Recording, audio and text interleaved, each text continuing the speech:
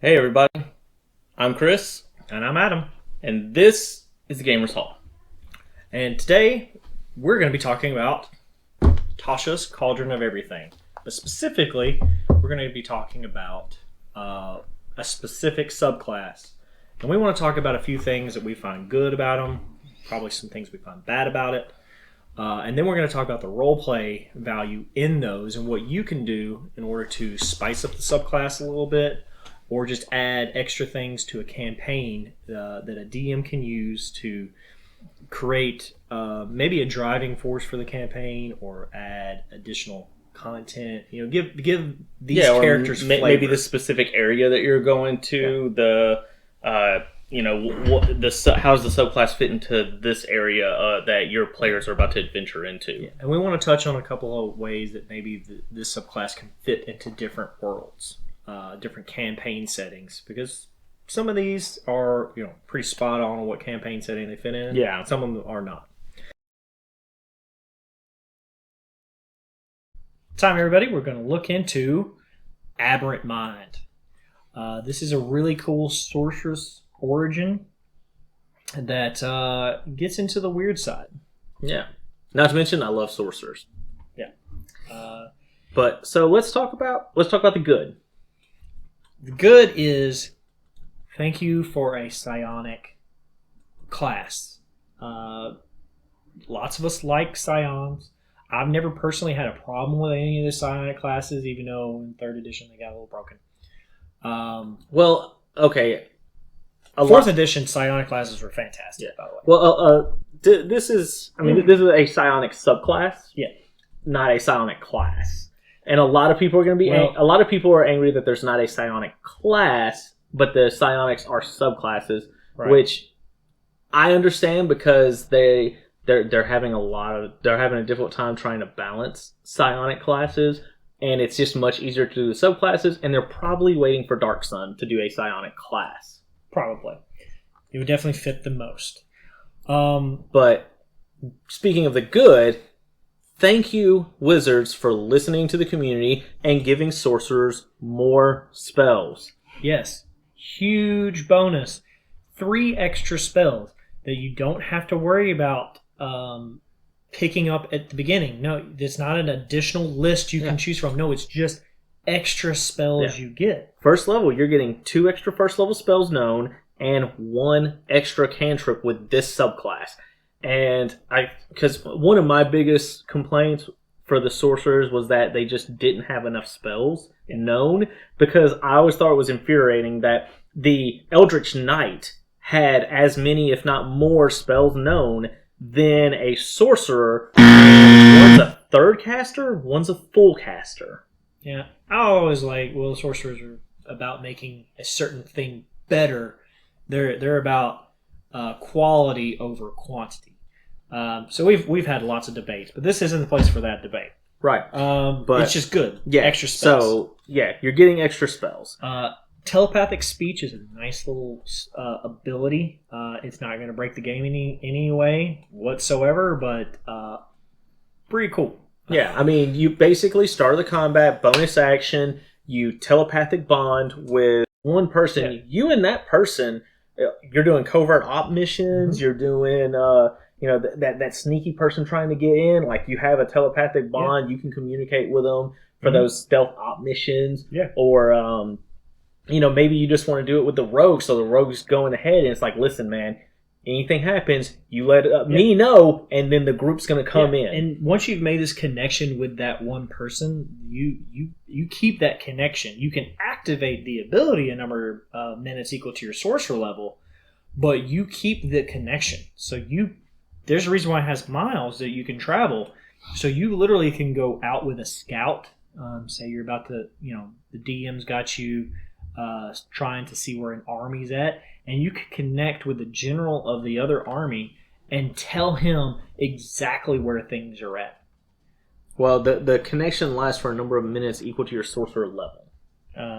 The telepathic connection, but you, between the mind and others, bonus action of one creature, you and the chosen creature can speak telepathically with each other while the two of you are on the number of miles equal. But you're designating the one person that you see within 30 feet, and then you can make the Well, it connection says later. you form a telepathic connection, and then the next paragraph is the telepathic connection lasts for. Right. So, max 20 minutes. I'm kind of reading it as it depends on when you activate it for it. But yeah, I guess you're right. Because when you make the bond, that's when it's activated. Yeah, I guess so. I guess the way it reads, I might flavor that out to where you make a bond with one person and then you can activate it later on. But I mean, I certainly I think that's better. And then it works as more of a message spell kind of feel. Yeah, and since it's only one person, it's not that bad. Like I could definitely see a workaround to that because that makes it a little bit better than it actually is, written. And it gives it a little bit more flavor. It's kind of like gives you a bit more uses actually too. It's like planting a psychic seed, and you can get into an Aberrant fill, where maybe in order to do that, you have to put something on them, like a little earworm thing that goes in their head or something like that. Yeah. Get real creepy with it. Mm-hmm. All right. So then psionic sorcery at 6th level. This is any of the spells you get on the psionic spell sorcerer list. You can spend your sorcery points to cast these spells, and if you do it in this way, it's no verbal, no somatic, no components unless that spell consumes. Which is really awesome, because now it feels like a scion, where they just have to think about it to make it happen. Yeah. Have to put a little extra energy into it, but that gives them more options with these spells. At 6th level... I mean, that's 6 spells you could cast 6 more 1st level spells, 3 more 2nd level spells, 2 more 3rd level spells for just using your source points, which is way more than if you do the conversion rate. Yeah. Which, I mean, that means you're doing a whole lot more. I could see doing... you're getting a lot more bang for your buck on your sorcery points with this feature. Yeah. And then psychic defenses is nice to have just advantage on charm, frighten, and resistance to psychic. Just nice little bump. Nothing. Yeah, and it fits the theme of this class. The revelation in flesh. Revelation. You know I can't read. Yes, I know. Shocker. Revelation in flesh. So you can as a bonus action, you can spend 1 or more sorcery points to magically transform your body for 10 minutes, and you can see invisible creatures. Yeah, but you can spend multiple sorcery points to get more beneficial effects, which there are 4. Yeah, so you can spend 4 sorcery points to get all the effects. Yeah, or 1 or 2, whatever. Flying speed equal to walking speed, swimming speed equal to twice your walking speed, or the ability to be able to, like an octopus, just squeeze through small spaces. Really creepy, but a lot of cool things you can do with it. Oh yeah. And then the last one is you turn yourself into a black hole. Basically, yeah. You teleport 120 feet away. As an action, you teleport 120 feet away, and everybody needs to make a strength save throw, taking 3d10 psychic damage on a fail, half on a pass. Pull directly to where you left. Yep, directly towards where you left. Which there's a bunch of interesting ways you could use some of the previous abilities in conjunction with this one. Yeah. So a lot of neat abilities, a lot of cool things you can go with these, and really pumps out what you can do with sorcery points. Oh yes. So now you're not just going, all right, I'll save my maximize, my sorcery points for maximize, or I'll save it for subtle spell, and then I'll just do that all the time. Or I'm going to just make more spell slots. Well, now your sorcery points act as if they are spells.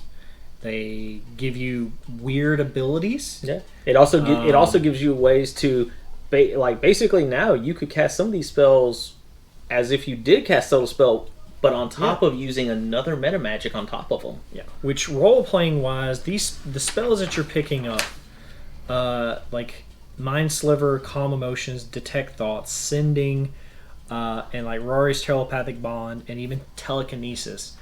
These spells can be really used for problem solving in social situations, like puzzles and not outward combat things. So you can actually pull off some stuff where you can read the king's mind without him ever knowing.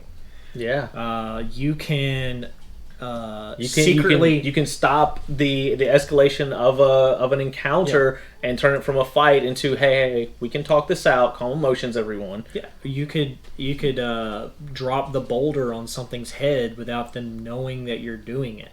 Yeah. I mean, there's so many cool ways of using this, and you're not really having to burn that much for it. No, you're just have access to it, and you still get all the normal stuff you get for a sorcerer, and all this just feels like, instead of a option to do, it's just plus some. Yeah, like this whole subclass is about plus more. Let's get into the bad. Okay, well, the biggest bad things is the aberrant origins. Plus side, they give you 6 to work with, to kind of get the mind juices flowing, but in certain settings, it might be a little more difficult, or it might be a little harder to place how you have this ability in certain settings. So if you're going outside the origins, you and the DM might have to do a little research or trying to figure out why your character is this way. A couple that fit really well would be Eberron and Darksun, our 2 favorites. We keep speaking about them, but it's true. Because Psionics is huge in Darksun, and in Eberron, Psionics is huge there too. So this fits perfect, and especially in Eberron, aberrants are a real thing that are constantly part of the story. Yeah. So these 2 could really be there. Now, in other settings, you could see it in Faerun. A lot of things can happen in Faerun, and I mean, Baldur's Gate 3 right now has already the Mind Flayer tadpole in your head is giving you special. I mean, there was an entire house of Drow that are devoted to psionics. That's true. Jarlaxle's right hand man is a psionicist. Oblodra. Oblodra. House of Blodra. Yeah. Camoral. Yes. That's the right hand man, and actually was the leader of House. But I mean, so yeah, going outside those settings, it might be a little difficult. But I mean, following these examples, you might be able to make something. Yeah, it would take a little bit more. Like for Greyhawk, I mean, this would be jumping some hoops for Greyhawk. Dragonlance is definitely jumping some hoops in Dragonlance. Spelljammer, this fits perfect for Spelljammer. Perfect Spelljammer. What's it? Planescape. Theros might be a little difficult. Theros, this would be extremely hard at Theros. Yeah. Although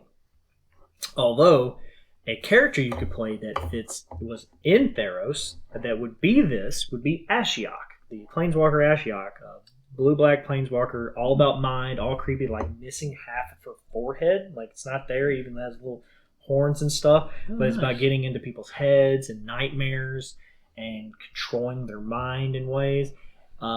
So oddly enough, the one plane that it wouldn't fit in very well has one of the perfect examples of this. So,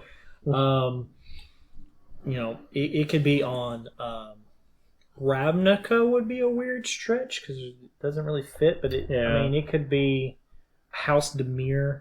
Ravnica would probably have some odd creatures that would be in this. Yeah. Let's see. Another one of the bads is some people are probably going to feel that this class is a little... It doesn't get a lot of abilities at first level compared to some of the other sorcerers. Because, you're getting the 2 extra first level spells and the extra cantrip, and then you get the telepathic speech, and that's it. Where other sorcerers get a lot more front end, but they don't get the extra spells. Yeah, it's kind of a weird balance. It's kind of the trade-off. And then you don't get another aberrant mind ability until 6th level. Yeah. And like that's when you're really going to start taking off with this sorcerer. Yeah. So it's light on the front end and heavy on that back end. And truthfully, if you want to make just a Scion character, you don't have to really mess with the aberrant stuff. You can explain it some other way.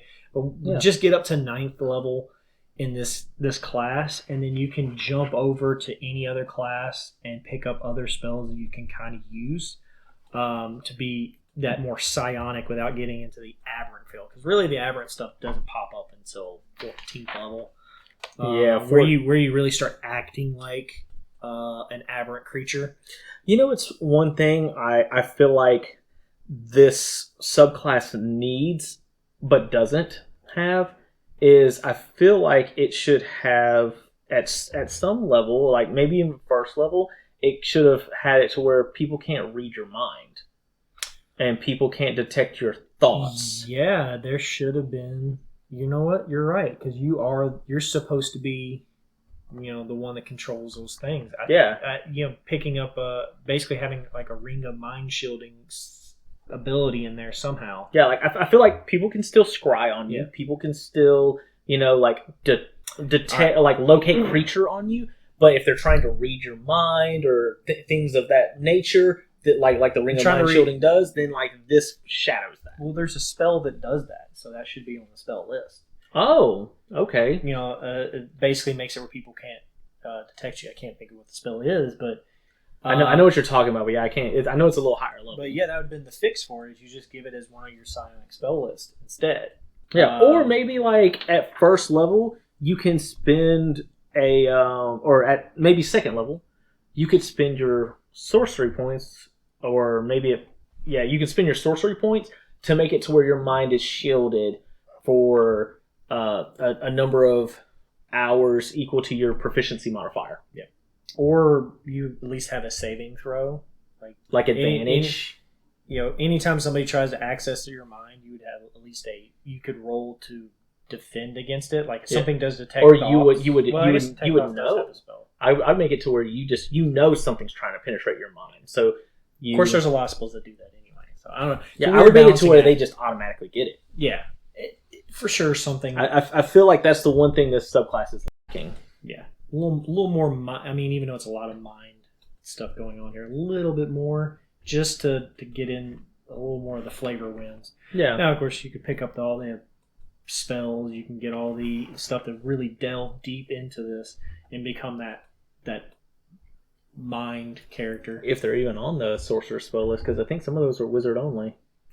You're right. I'd have to look into that. Yeah. But yeah. Yeah. As a DM with this particular thing, I think letting people pick up some of those more wizard spells that would be for psi, especially since they haven't given us a wizard subclass yet, which is one of my bigger gripes. Just make us the scion. So you can just make it a wizard subclass where they use their mind to cast spells instead of. Well, I'm gonna have to defend wizards on this one because it is a rough. It's very rough because all the two times they released it in the UA, and majority of the playtesters' feedback was, "Hey, is there any way you guys could tone this down? Because if you play it strictly as a psionicist, it wasn't bad. It's when people started multi-classing. Majority of the people were saying multi-classing in it broke it. I mean, you remember Aaron's? Yeah, well, that was Aaron's paladin. Yeah, that was the full-on mystic class. That was just the mystic as a full-on class would cause broken things, but as a subclass, they've already hit it on with the three subclasses in here: Psychic Warrior, the Psychic Rogue, and now the Psychic Sorcerer. Oh, yeah. Psychic Wizard, following some of the same things that these others are doing, would not be that difficult. Give him access to a few extra spells that he can use psychically, or see that. They have psychic points and some of these other things. It wouldn't be that bad. It would not be that game breaking. Just to give him the ability to cast spells with his mind. Yeah, I have to agree with you there because I was thinking as a full class, but as a subclass for a wizard psionicist, I could definitely see that. Yeah, it just fits now. Yeah, the actual mystic with the psychic points, that's where things became a little rough. Yeah, we don't need that. So we got a little tangent there, but if you were our thoughts and opinions on the Aberrant Mind Sorcerer. If you guys like the content we're putting out, don't forget to like, share, and subscribe to these videos. Hit that bell so you know when we put up new videos. Drop some comments. Maybe you have some more thoughts and also would like to vent how we don't have a Scion subclass. Or if there's a different subclass you'd like us to put out sooner than intended, let us know. Yeah, and hopefully you enjoyed it. All right. Until then, take care, guys, and keep rolling those nat 2s. Nat 2s, you should roll those nat bleep blop warps. They're aberrant. They're aberrant numbers.